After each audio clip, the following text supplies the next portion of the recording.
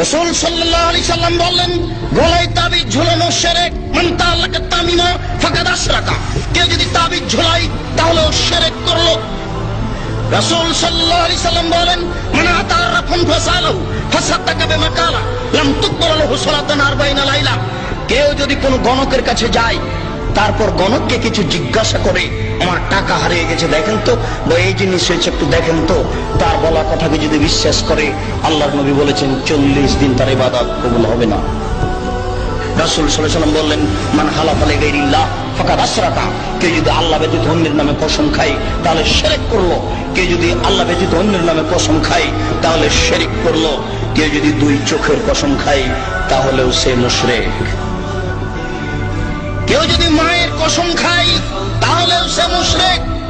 মায়ের কসম খাওয়া যায় না, কোরআন মাজিদে হাত রেখে কসম খাওয়া যায় না, মসজিদে ঢুকে কসম খাওয়া যায় না, ছেলের মাথায় হাত রেখে কসম খাওয়া যায় না, ছেলের মাথায় হাত রেখে কসম খাওয়া শিরক। এইভাবে হাত চালিয়ে ভাগ্য পরীক্ষা করা শিরক। টিয়া পাখির মাধ্যমে ভাগ্য পরীক্ষা করা শিরক। হাতের দাগ দেখে ভাগ্যের কথা বলা শিরক।